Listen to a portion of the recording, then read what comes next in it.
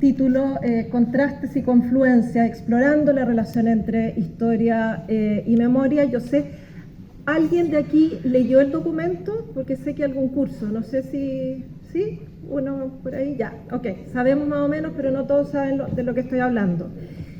Cuando hablamos de historia y de memoria, en general lo tenemos vinculado a una cosa súper específica del debate público, incluso contingente, pero es necesario conocer algunos matices con respecto a ambos conceptos y también conocer un poco los orígenes de ambos conceptos, sobre todo el concepto de memoria. Primera pregunta, les pongo el siguiente ejemplo, el siguiente caso. Imagínense que cada uno de ustedes está sentado frente a su computador o frente a una hoja de papel en blanco y les dicen, escribe sobre tu pasado. Escribe sobre tu pasado. Suena súper fácil, súper simple, pero no lo es tanto. De partida, ¿cómo le voy a poner a ese texto? ¿Le voy a poner mis memorias o le voy a poner la historia de mi vida? ¿Será lo mismo? Yo creo que no, ¿verdad? Y no en muchos sentidos. El hecho de que ustedes no sepan a lo mejor qué es exactamente lo que van a hacer va a limitarles, por lo tanto, ese inicio. ¿Por dónde parto? ¿Qué digo? ¿Qué saco? ¿Qué omito? ¿Cómo lo cuento? ¿Cómo lo escribo? ¿Por dónde empiezo desde que nací? Pero es que no me acuerdo. ¿Empiezo, entrevisto gente o es lo que yo me acuerdo nomás? Todas esas cosas van a empezar a aparecer frente a ese computador o esa hoja en blanco. No sé, francamente, qué poner. Y en esa pregunta de no sé exactamente qué poner, van a venir un montón de ideas. Insisto, sigo un orden cronológico, empiezo por el principio, ¿de qué me acuerdo? ¿Me acuerdo realmente lo que yo creo que me acuerdo? En fin, empiezan a aparecer un montón de problemas. Y vemos que en realidad un ejercicio que podría ser, eventualmente podría ser sencillo, podría ser simple, hablar de la propia historia. Y uno diría, bueno, ¿quién más que yo sé de mí mismo? Y a lo mejor no es tan así, no es tan simple. A lo mejor yo sé muchas cosas de mí, pero evidentemente hay muchas cosas que simplemente no recuerdo y que es imposible que las recuerde. Bien, esto es como introducción para ver que ambos conceptos no parecen ser exactamente iguales y que pueden ser ambos igualmente complejos. Si ustedes se acuerdan o tratan de hacer ese ejercicio, se van a dar cuenta más la figura de la izquierda que la de la derecha. Es decir, sus propios recuerdos de su vida, de todos nosotros en realidad, son más bien fragmentos. Son como piezas de un rompecabezas, pero lo terrible acá es que es un rompecabezas de partida que no sabemos cuántas piezas tiene y no sabemos, por lo tanto, qué porcentaje de ese rompecabezas completo tenemos. Yo siempre le digo a mis estudiantes en la universidad que cuando hacemos historia, los historiadores, partimos, los que nos dedicamos a la investigación, cuando abordamos un tema de investigación, en realidad lo que tenemos es esa figura a la izquierda. Tenemos que armar un relato, que es el producto historiográfico, pero sobre la base de muchos fragmentos. Y ahí tenemos muchos problemas. Por ejemplo, ¿cuántos fragmentos tengo del total supuesto de fragmentos? A lo mejor tengo, no sé, de un puzzle, un rompecabezas de 1000 piezas, a lo mejor tengo 4. O a lo mejor tengo 500. O a lo mejor tengo 30. No lo sé. Segundo problema, ¿todas esas piezas son del mismo color? O sea, son piezas rojas, o sea, era un puzzle 100% rojo o verde, o era de todos los colores. Lo pregunto de otra manera, ¿cuántos de esos fragmentos han quedado por azar o alguien cuidó que quedaran unos y no quedaran otros? Es decir, ¿cuántos fragmentos con los que trabajamos los historiadores se perdieron en el tiempo de manera inconsciente, involuntaria, pero ¿cuántos se habrán perdido de manera voluntaria? Porque alguien los ocultó, los rompió o simplemente no sabía que eran importantes. ¿Ok? Entonces nos llegan muchos de esos fragmentos con los que nosotros los historiadores trabajamos para hacer una historia y tenemos esa enorme dificultad, que sabemos, siempre sabemos que estamos haciendo un rompecabezas con pocas piezas, pero nunca sabemos cuán pocas o cuántas tenemos finalmente. Lo que sí es relevante y importante tener en consideración entonces es que, tal como los historiadores trabajamos con esas piezas salpicadas, nuestra historia personal y los recuerdos que cada uno de ustedes tiene, si yo les digo, a ver, acuérdate de cuando tenías 5 años, de cuando tenías 3 años, de cuando tenías 12 años, probablemente hay cosas que no se acuerdan de nada. Tienen piezas, tienen chispas, tienen imágenes, tienen aromas, en fin, es como un picoteo, una cosa fragmentadísima, y no una película con un principio y un fin, con un orden cronológico, perfectamente ordenado, súper nítido, lleno de detalles, de colores, de aromas, de nitidez, etc. Lo más probable es que cuando nosotros estemos frente a mis memorias o mi historia, sea eso lo que nos está pasando. Otro problema.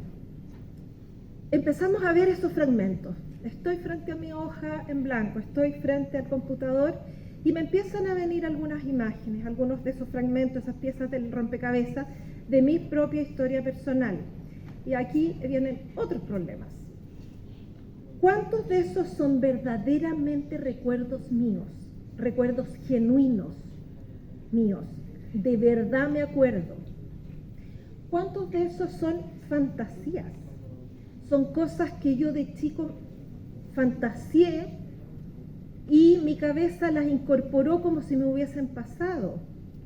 O a lo mejor tienen una base de realidad, pero en realidad al final yo le metí mucha fantasía y hoy en día me aparece como un todo, como si fuera todo real. ¿Cuánto de esos son sueños? A veces tenemos sueños súper vívidos, que de verdad sentimos que con el tiempo como que se nos confunden. ¿Fue verdad o fue un sueño? Y yo lo incorporé a mi historia personal. Algunos incluso no son míos. Por ejemplo, de repente uno le dice a una persona, ¿cuál es el recuerdo más antiguo que tú tienes de chico? Dice, mira, yo me acuerdo como a los 2 años que yo estaba empezando a caminar y no sé qué, me caí en una, no sé, en cualquier parte. Y yo estoy absolutamente segura de que me acuerdo de eso. ¿Me acuerdo de eso de verdad? O a lo mejor fue algo que me contaron mis padres o mis hermanos, alguien me contó, mira, cuando tú estabas empezando a caminar, te caíste, te pasó tal y tal cosa, y con el tiempo yo eso lo convertí en un recuerdo, pero en estricto rigor no es un recuerdo mío, es algo que me fue llegando de otros, de mi comunidad más cercana, que es la familia, mi barrio, etc. Y eso yo lo fui incorporando a mi historia personal. En definitiva, lo que a lo mejor sabemos realmente de nosotros es mucho, pero lo que genuinamente recordamos a lo mejor es menos de lo que creemos. Y Platón tenía una figura que a mí me gusta mucho, que es cuando hacemos el recuerdo, cuando recordamos, el acto de recordar, es como imagínense una figura que tenemos en el presente, imagínense como una escultura, una cosa así, y que si la llevamos al pasado, a cuando se originó en el pasado, que lo pudiéramos amoldar, si ese recuerdo del presente lo pudiéramos trasladar físicamente al pasado, se podrá calzar como un molde, podrá calzar con el evento original en su momento original, o mi recuerdo ahora es mucho más grande o mucho más chico o es deforme, probablemente no sea tan simple calzarlo. En parte porque ustedes, cuando les sucedió algo a los 3 años, lo percibieron de una manera que a los 15 o a los 20, o a los 40, o a los 50, etcétera, lo van a ir percibiendo y recordando de distinta manera, porque nosotros mismos vamos cambiando. Entonces nuestras percepciones también se van modificando. Quizás se acuerden que cuando eran chiquititos tenían miedo, dormían con un peluche, no sé, un conejo. Y juran, pero de guata, que dormían con un conejo peluche. A lo mejor fue una sola noche que durmieron con ese conejo peluche. Es más, ni siquiera era de ustedes, era de un hermano. Y los vio tan aterrados que les prestó el peluche. Y ustedes cuentan, dicen, yo tenía un peluche que era un conejo y yo todas las noches dormía con el peluche. No es así. Fue la vez. Segundo ejemplo, quizás alguno de ustedes se acuerde, no sé, de un regalo cuando tenían 15 años y se acuerden de un regalo de cumpleaños que les hicieron a los 15 años y se acuerdan perfecto de qué les regalaron, pero no se acuerdan del regalo a los 16 años o de los 14. Y la pregunta es ¿por qué? ¿Qué tiene de importante los 15 años que no tienen los 14 o los 16? Nosotros convencionalmente inventamos que cumplir 15 años era relevante. Inventamos que cumplir 18 años era relevante. Y por eso fijamos ese regalo, que a lo mejor no era tan relevante el regalo en sí, pero lo fijamos a nuestra memoria. Y con esto les quiero decir otra cosa, que en nuestra memoria están mezcladas cosas emocionales. Por eso me acuerdo más de los 15 a lo mejor que los 16, porque se supone que era una fecha importante. Por eso en la pandemia, probablemente los años de pandemia se les condensaron. ¿Sí o no? Tienen esos 2 años como que les cuesta acordarse, se acuerdan de chispazo, pero en el fondo fue como que 2 años se exprimieron y quedaron. 2 años fue, me suena como 2 meses a esta altura, como que fue 1 mes y medio, ¿sí o no?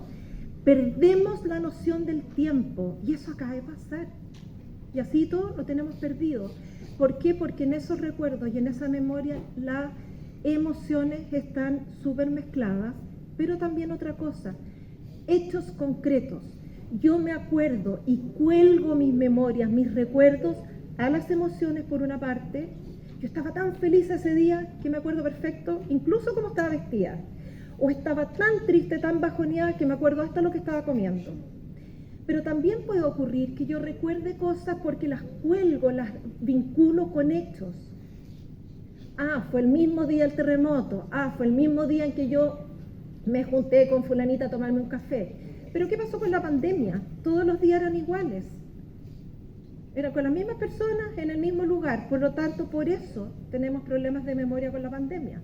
Porque son muy poquitos los hechos que rompieron una monotonía que duró bastante tiempo, por lo tanto los recuerdos simplemente se me fueron borrando. Acá hay 3 libros que quisiera mencionarles precisamente a raíz de la idea o la vinculación entre la memoria, la historia y también el olvido. Los 2 primeros son novelas. El tercero es un libro de filosofía, fundamentalmente filosofía de la historia, que es una rama de la filosofía o de la teoría de la historia, pero que nos sirven para vincular, para ir aproximándonos a la relevancia que tiene la memoria para el individuo, para cada uno de nosotros, pero también para las comunidades. También nos sirve para ir aproximándonos a la vinculación que tiene la memoria con el tiempo, pero también con la identidad de cada uno de nosotros.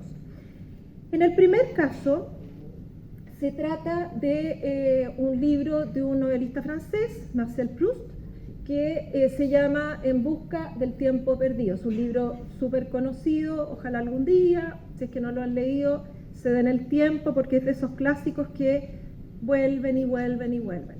Dentro de esa novela hay una escena que sin duda es la escena más citada, una de las escenas más citadas, diría yo, en la literatura, y no solamente en la literatura. Yo soy historiadora y filósofos, historiadores, vuelven una y otra vez sobre esa escena. Es la escena en que se desencadena la novela. Es el punto de arranque de un gran problema. Y es una escena súper sencilla, en que el protagonista remoja una galletita, en francés es una madeleine, que es una galletita muy especial, y remoja su madeleine en su taza de té. Solo eso, así de simple.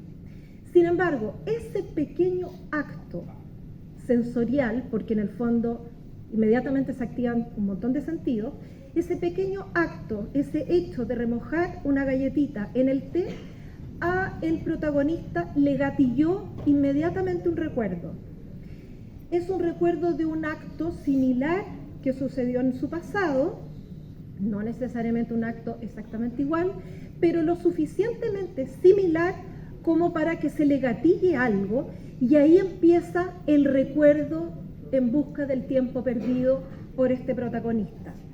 Ese simple acto, lo interesante es que le trae un pasado al presente, pero ojo, de forma súbita, espontánea. Él no estaba buscando ese pedazo de pasado y traerlo al presente, simplemente ese acto se lo trajo. Estoy segura de que muchas veces a ustedes les ha pasado que un olor, por ejemplo, un perfume de algo, dicen, yo esto lo he sentido en alguna parte, ¿dónde? Era en la casa de mi abuela cuando era muy chico, por ejemplo, y que ni siquiera saben contarlo, no, es una percepción muy chiquitita, muy sutil. O a veces les pasa con la música, escuchando una canción que hace rato que no escuchaban, se acuerdan la última vez que lo escucharon, con quién estaban, de lo que estaban hablando, se les viene un montón de cosas a la memoria. Eso nos sucede a menudo. Es una de las maravillas que tiene la memoria, que de repente necesita una especie de vehículo, un medio, en este caso un acto de remojar la galletita, y se nos viene esa memoria al presente. En el caso de la novela de Milan Kundera, que es un escritor, un novelista, un escritor checo, se llama La identidad. Y en este caso, un personaje se encuentra con un viejo compañero de su adolescencia, y en la conversación con su compañero, este personaje se empieza a acordar, empieza a rememorar una serie de cosas de su pasado que tenía absolutamente borradas. Cosas que no se acordaba nada, y el otro sí se acordaba perfecto. Pero además se da cuenta de que muchas cosas que él se acordaba de una manera, su amigo se la contó de otra manera. Entonces aquí empezamos a ver que a veces la memoria depende de otros. En este caso el amigo me trajo la memoria, y también estamos descubriendo que esa memoria a veces es muy distinta frente a un mismo hecho. Es decir, él se da cuenta, este protagonista de La identidad, se da cuenta de que su amigo contaba algo, el mismo hecho, de una perspectiva totalmente distinta. Y la pregunta obvia es, ¿quién tiene la razón? Y la respuesta es, los dos.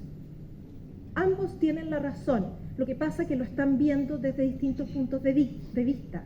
Lo que pasa es que ese hecho ocurrió en etapas distintas de ambos. Lo que pasa es que ese hecho ocurrió probablemente con estados emocionales diferentes.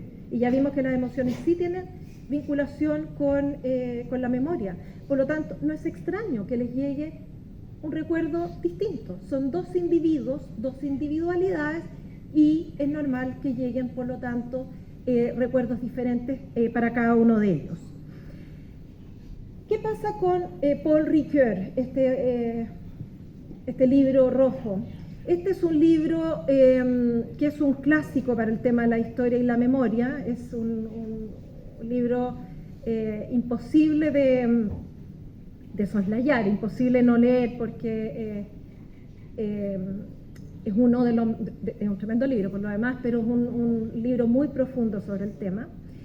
Y fíjense que se llama La memoria, la historia, el olvido. Paul Ricoeur incorpora a esta mezcla historia y memoria con esta otra palabra que no habíamos incorporado tanto, que es el olvido. ¿Qué es lo que nos recuerda Paul Ricoeur? Paul Ricoeur nos recuerda que la memoria, el recuerdo, puede venir de manera espontánea, como en la galletita, en el caso de la galletita en el té, o en el caso de la conversación con mi amigo, conversando me llegó el recuerdo, pero también, dice Paul Ricoeur, yo puedo ir a buscar el recuerdo. No es solamente que ese pedazo de pasado llegue a mí, sino que soy yo quien, entre comillas, viajo al pasado porque quiero tratar de recordar. Es decir, hay una voluntad por recordar. Yo soy la que rebusco, escarbo en mi memoria para traer algún recuerdo. Cuando ustedes tienen una prueba, porque estoy seguro que les toman pruebas y les ponen nota, pasa algo similar. Estamos estudiando física o historia o lo que sea, y unos días más adelante estamos frente a la prueba. ¿Y qué pasa? Yo también estuve en el colegio, yo sé lo que pasa. Pasa que hay cosas que me llegan al tiro y las contesto, pero sin ni un problema. Hay otras que, ay, ¿cómo se llamaba? Ay, empezaba con F. Ya, llegó. Después hay otras que era, yo lo subrayé rojo o verde. Ay, no, parece que era el rojo. No, era el verde. Hay memoria que va a empezar a llegar media confusa. Y hay cosas que simplemente no me acuerdo. Y digo, ¿de dónde vimos esta materia? No me acuerdo para nada. Bueno, eso nos pasa, porque en el momento de estudiar hay cosas que nos interesan, hay cosas que no nos interesan tanto, sabemos que esto es importante porque me van a preguntar, pero hay cosas que retengo porque me encantó, hay cosas que me dieron lata y me acuerdo precisamente porque me dieron lata, y hay cosas que simplemente pasé desapercibida y no retuve. Hay cosas que retuve porque estaba muy enojada en ese minuto, hay cosas que retuve porque estaba muy contenta en ese minuto. Es decir, la memoria nos juega todos esos juegos.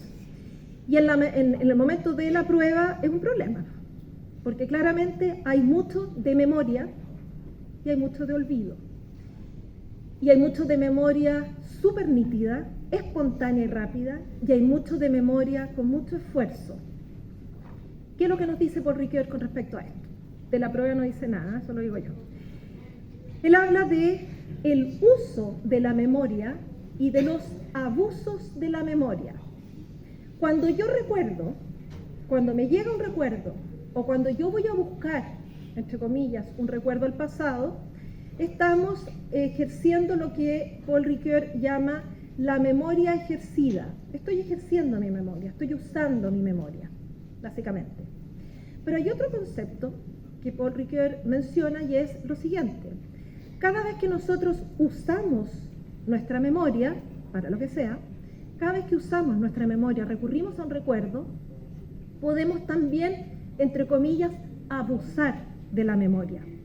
Siempre en el uso de la memoria está el, entre comillas, peligro del abuso de la memoria. ¿Qué significa el abuso de la memoria?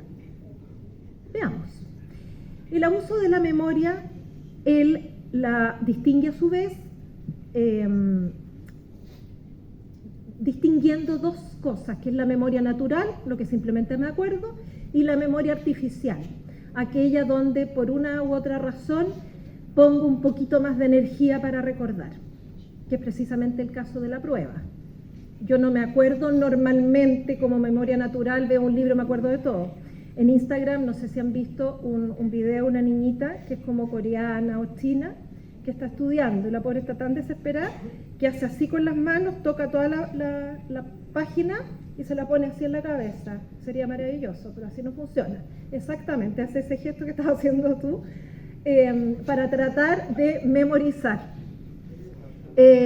No funciona, a mí por lo menos no me funciona.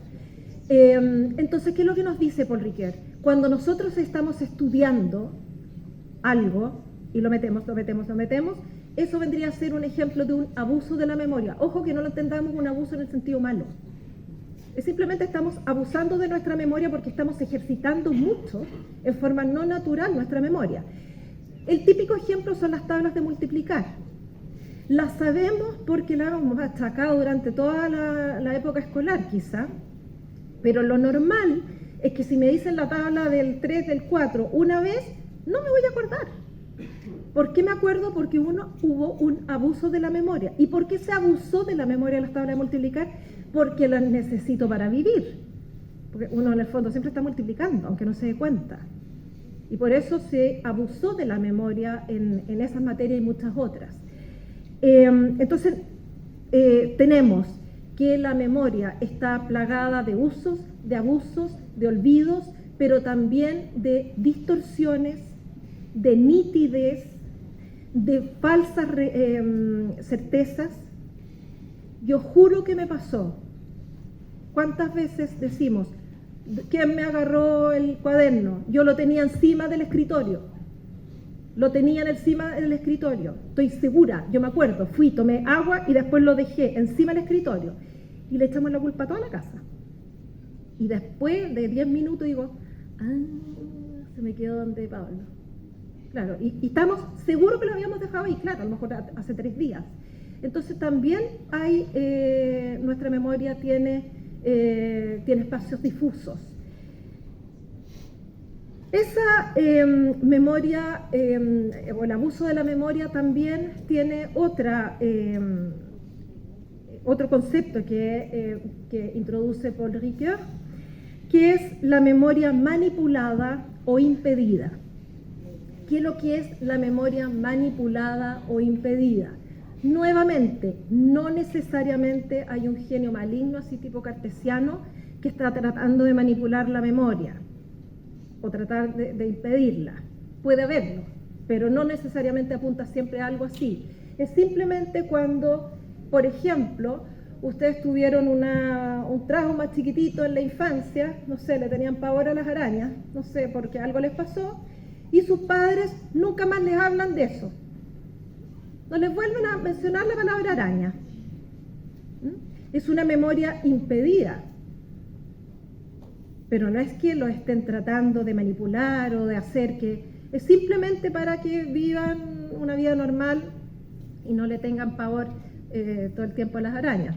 Entonces, acá hay otra cuestión en que puede haber una cierta manipulación de nuestra memoria.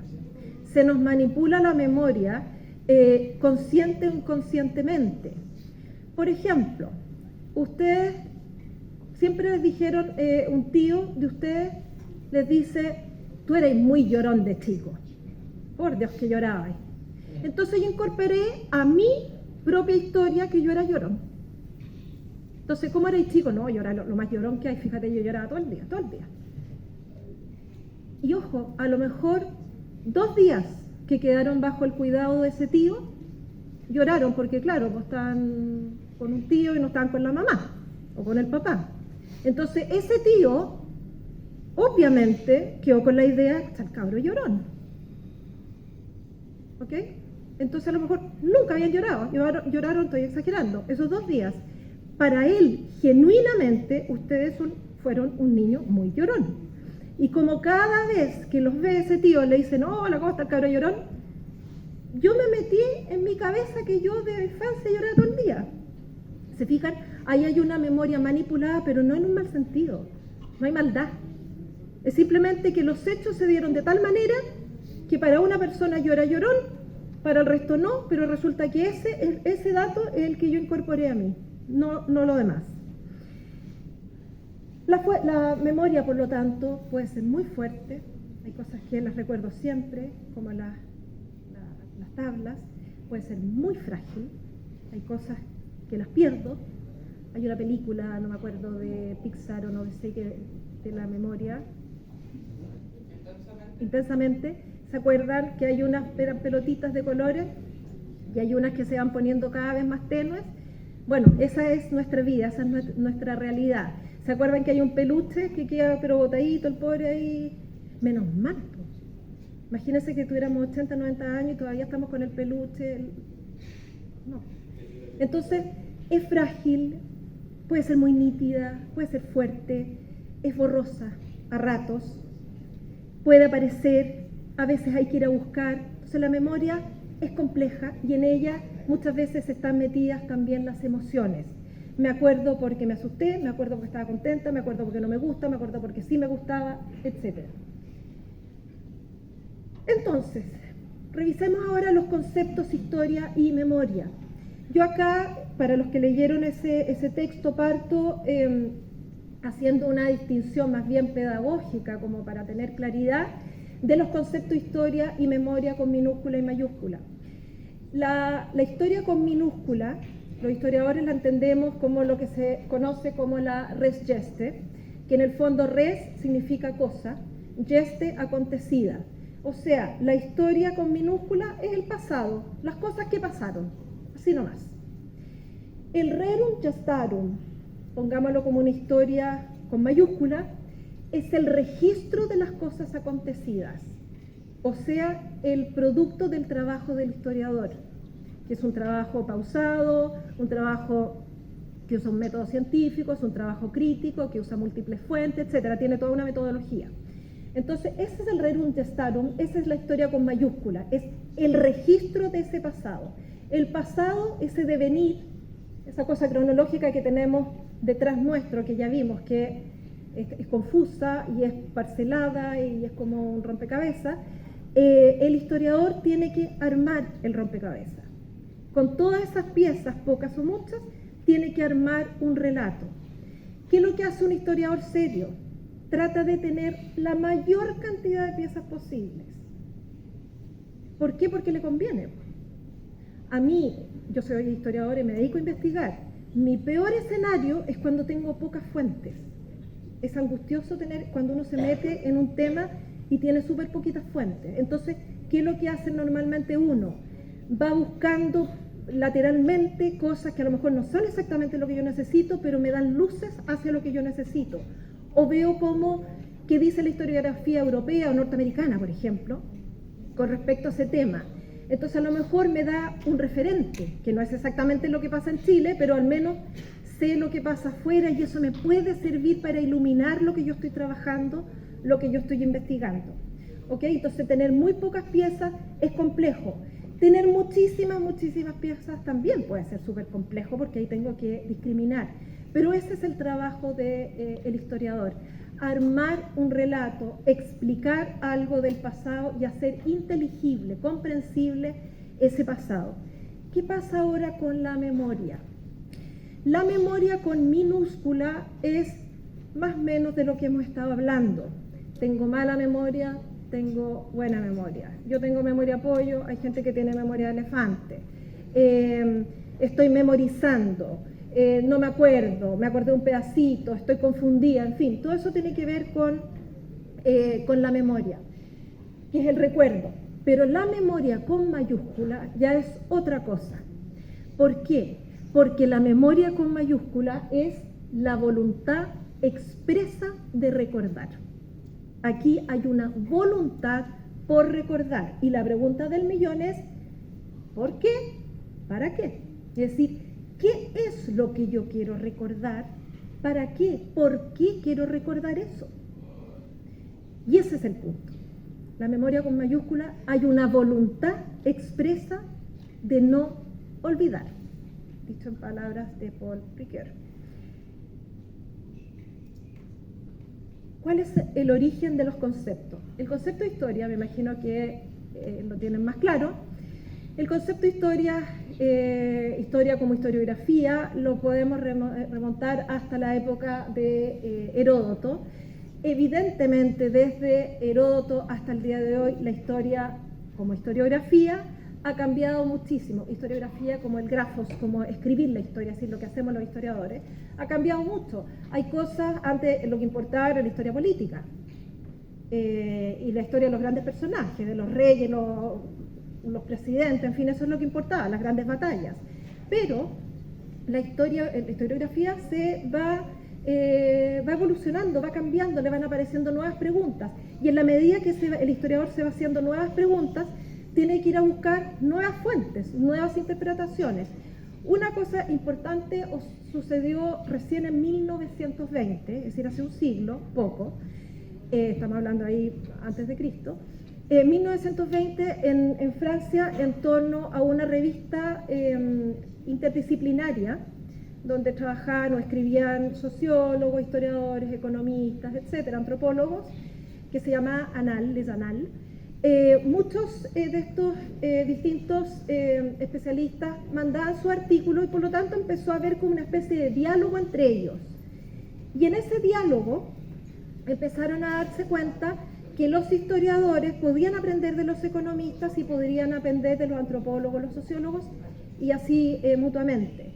Y empezaron los historiadores a darse cuenta que podía haber algo importante, por ejemplo, la historia social, que a lo mejor no era solamente importante la historia política y la historia de los grandes reyes, sino que a lo mejor la historia del pueblo podía ser también significativa. Podían darse cuenta que la historia económica también podría ser interesante. Y de ahí, poco a poco, hasta el día de hoy, que hacemos historia de las mujeres, historia de la esclavitud, historia de las emociones. Ahora podemos hacer historia de las emociones, historia del comercio y un largo etcétera. Es decir, se abrió muchísimo el campo de aquello que es susceptible de ser trabajado por la historia, pero al mismo tiempo eso significó un enorme desafío en términos de las preguntas que nos hacemos y la manera de responderlas. Por lo tanto, qué fuentes usamos y cómo usamos esas fuentes. Me voy al otro lado. Memoria. Si la historia, la historiografía, podríamos ponerle con todo lo discutible que puede ser, pero podríamos decir ya, parte con Heródoto más o menos por tal y tal razón. Memoria con mayúscula parte fundamentalmente con la Segunda Guerra Mundial y básicamente con el Holocausto judío. Esa es su carta de inicio del concepto memoria. ¿Por qué? Porque en esos momentos murieron ni más ni menos que 11 millones de personas por una ideología de un personaje que sabemos quién es, y eso significó que 11 millones de personas murieron en distintas circunstancias, muchos de ellos en los campos de concentración. ¿Qué significa eso? Para el pueblo judío, y no solamente para ellos, pero fundamentalmente para el pueblo judío, hubo un nunca más, primero, y esto no podemos olvidarlo. Es tal la brutalidad que no lo podemos olvidar. ¿Es la primera vez en la historia que ha pasado algo así? No. De hecho, pogroms han habido muchísimos antes que esos también. Podríamos poner a los cristianos en la época de los romanos, por ejemplo, es decir, han habido situaciones de exterminio prácticamente muchas veces. Lo que pasa es que esto se dio en una circunstancia especial, Segunda Guerra, y además porque hubo un juicio, ustedes saben, un juicio posterior, en los años 40, 50, y después viene como un revival del tema de la memoria, cuando nuevamente agarra fuerza, que es básicamente desde principios de la década de 1980. ¿Y por qué ahí? Porque al tema del holocausto judío se suman otras cuestiones que son sensibles, igualmente o más sensibles, no quiero calificar porque un sensiblómetro no existe. Es simplemente hubo muchas dictaduras latinoamericanas en la década de los 70, distintas, incluido nuestro país, hubo varios otros, y eso se tradujo en algo similar a lo que había pasado con los judíos del holocausto, en la necesidad de recordar. ¿Recordar qué? ¿A quiénes? Ahí la gama se va a ampliar, pero básicamente es recordar, si pudiera sintetizarlo en un par de palabras, es recordar víctimas y recordar voces silenciadas, voces que murieron, que por lo tanto ya no tienen cómo hablar. Y eso impactó, por eso puse una flechita ahí, ese debate de la memoria y la historia en esos momentos, en esa década de 1980, impacta la historiografía. ¿En qué sentido? Porque le dice, a ver historiadores, a ver historia, ustedes se tienen que hacer cargo de esto. Y ahí empiezan a dividirse las aguas. ¿En qué sentido? En que algunos van a decir, efectivamente los historiadores nos tenemos que hacer cargo de la memoria. Y hay otros que van a decir, pero es que no es lo mismo, no es nuestra pega. ¿Me entienden? Entonces va a haber un debate que tiene como dos vertientes, dos patitas, si ustedes quieren. Una que tiene que ver con una vertiente disciplinar, científica, que corresponde y que no corresponde a la tarea, por ejemplo, del historiador, y otra vertiente que tiene que ver con una cuestión, que no necesariamente son incompatibles, con una cuestión que tiene que ver con roles y la ética. ¿Cuál es el rol del historiador? Una de las preguntas que muchos se empiezan a plantear. El rol del historiador es mantener vigente esa memoria, léase esos relatos dolorosos para un grupo de la población. ¿Es obligación de los historiadores o no? ¿O es obligación de otros grupos sociales? Y ahí viene gran parte de la discusión. Dentro de esta discusión podríamos decir que hay como dos grandes mundos. Uno, de aquellos que consideran que memoria e historia van necesariamente de la mano, y hay otros que dicen que no pueden ir de la mano, porque son cosas muy distintas. Entonces, tenemos esos dos extremos, pero aparte de esos dos extremos, hay muchos, por lo tanto, hay mucho matiz. Yo diría que la mayoría de los historiadores incluso está más en que sí, hay algunas cosas que tienen que ver con la memoria que nosotros tenemos que hacernos cargo, y hay otras que sin embargo no nos competen. Por ejemplo, ahí hay algunos autores que yo les menciono, Julio Aróstegui, Enzo Traverso, que es italiano, y Roger Chartier, que es francés. Aróstegui habla de, por ejemplo, que la memoria puede funcionar como un vehículo de transmisión hacia el historiador o hacia la historia, o como una luz encendida, es decir, como una luz naranja del semáforo. ¿En qué sentido? En que no es lo mismo historia y memoria, pero la memoria ayuda al historiador. De alguna manera le dice, ojo, no te olvides de esto, no te olvides de estos problemas, no te olvides de estos silencios. Hazte cargo, estúdialos con tus herramientas, pero no lo olvides. ¿Ok? Hay otros, Traverso, por ejemplo, dice que el historiador tiene casi la obligación de dar voz a las voces ausentes, es decir, tienes una obligación. Hay otros como Chartier que dice que en realidad el historiador hace su trabajo, pero que no sería malo, digamos, que recuerde o que pueda apaciguar de repente los ánimos con su, lo dice él textual, su vocación de verdad. Hay otros, dentro de ellos está Pierre Nora y François Hartog, que dicen no podemos decir que historia y memoria son lo mismo, porque en realidad no son lo mismo. Y de hecho, Pierre Nora dice, la historia toma la posta cuando la memoria empieza a apagarse. Es decir, son dos mundos distintos. ¿Y por qué? Porque la memoria está viva en las personas. ¿Por qué? Porque hay una metodología distinta de trabajo. La memoria se alimenta por quienes están vivos y se alimenta fundamentalmente a través de testimonios orales. La historia no, la historia busca distintas fuentes.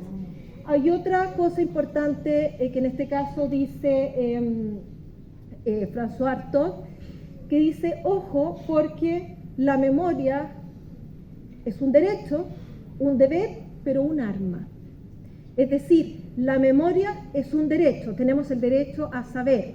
Es un deber, tenemos el deber de saber, de investigar. Pero ojo, puede ser un arma. Entonces ahí es donde pone la luz diciendo, no son exactamente lo mismo. Me voy a ir apurando. Y acá la relación con memoria e identidad. Los que leyeron mi texto se acordarán que yo parto con esto. El libro de la izquierda es un libro del escritor argentino Jorge Luis Borges, que es Funes el Memorioso. Funes el Memorioso es un joven que en algún minuto tiene un accidente y producto de su accidente despierta y se da cuenta que se empieza a acordar de todo, absolutamente todo. Y la vida se le hace absolutamente insoportable porque se acuerda cuántos granos de arroz comió, con qué pie se levantó, todo, absolutamente todo. Ese libro nos lleva a pensar, y Borges es muy inteligente en ese sentido, porque es muy interesante el relato, que cuando recordamos todo, pero sin discriminación, finalmente no tenemos identidad. ¿Quién soy yo? ¿El estudiante del Instituto Nacional o el que se comió un plato de arroz ayer en un plato verde y después está sonando la alarma? ¿Quién? Si yo no logro discriminar qué es lo que es más relevante, finalmente no tengo una identidad. En el caso de la derecha, es un director de orquesta británico, Clive Wearing, que producto de un virus perdió la memoria y su memoria retiene la memoria en los últimos 7 segundos. Ese libro, con anotaciones, es dentro de la terapia, le dicen, anota lo que te estás acordando en el momento. Y fíjense lo que anota, I'm awake, I'm totally awake, estoy despierto, estoy totalmente despierto, y después lo taja y lo vuelve a decir porque no se acuerda. Estoy despierto, estoy despierto, estoy despierto, I'm alive, estoy vivo. No es capaz de procesar porque a los 7 segundos ya se le fue. Por lo tanto, no sabe que es músico, no sabe que es padre, no sabe nada. No tiene identidad. El exceso de esta memoria sin discriminación, sin olvido, como nos dice Paul Ricoeur, la falta absoluta de pasado se traduce en que no tenemos identidad.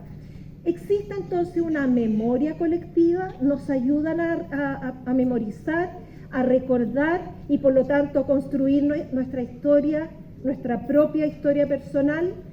Los demás, algunos dicen que la colectividad me ayuda, sostiene la memoria.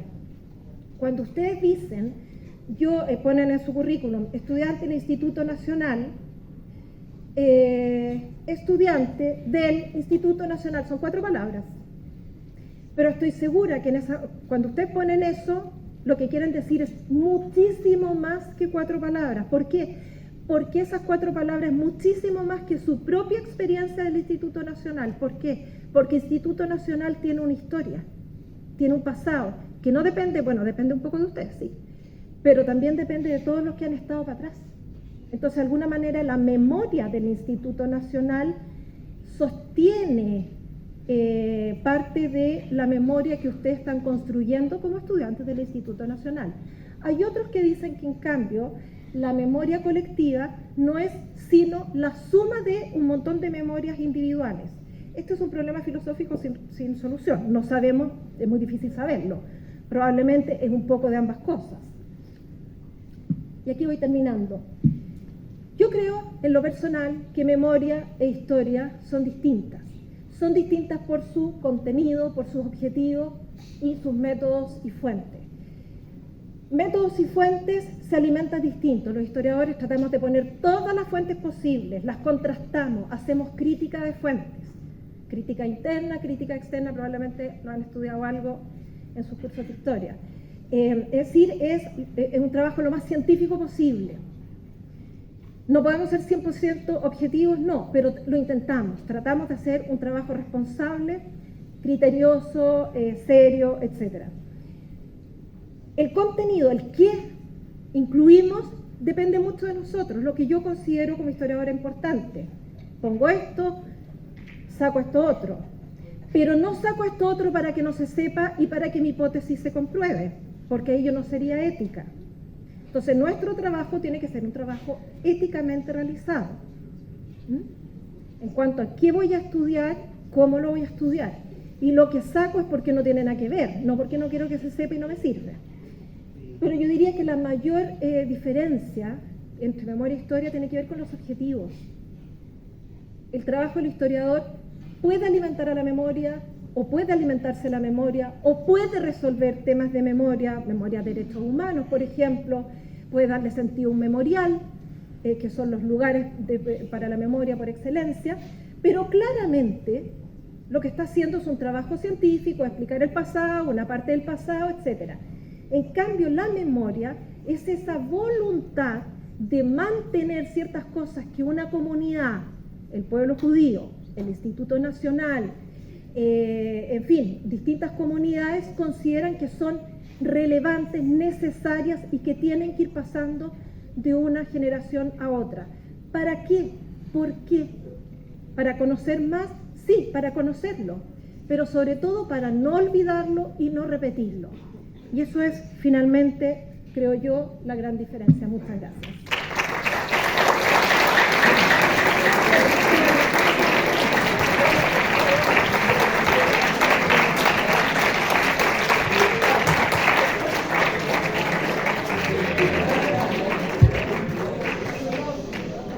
Bueno, muchas gracias. Primero que todo, muchas gracias, por supuesto, a Jacqueline por su silencio, por favor, chiquillos, chiquillas.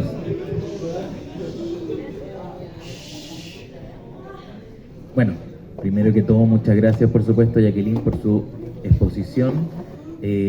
Indudablemente que son temas que nos tocan independiente del nivel en el que estemos. Segundo medio, yo creo que ya, si no ahora, principios del siguiente semestre van a estar entrando a el término de la Segunda Guerra Mundial, juicios de Nuremberg, y por lo tanto ya están en eso. Maravilloso. Directamente relacionado.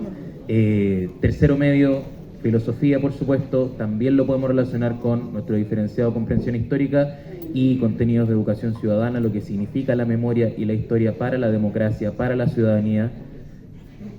Indudablemente es una temática que nos va a afectar y atañer directamente a todos nosotros y a todos ustedes también, ¿ya? Muchas gracias por su presencia, muchas gracias profesor Claudio Segovia, muchas gracias profesora Alison Muñoz, muchas gracias José Sánchez, por supuesto.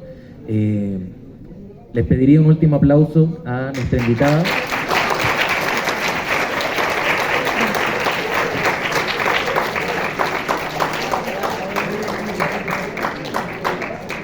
Y antes de retirarse, si es posible, que nos reunamos un poco afuera para tomar una fotografía con nuestra invitada, ahí justito a la salida. ¿Ya? Muchas gracias, chiquillos y chiquillas.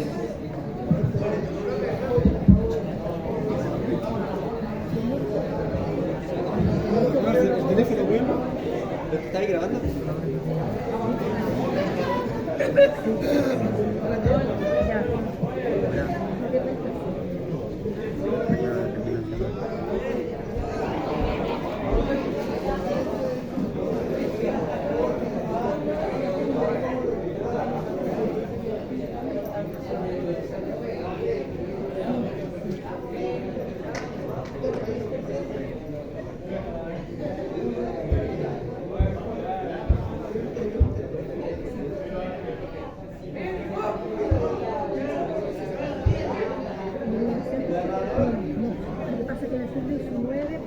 Que yo tuve que pasar un poquito rápido.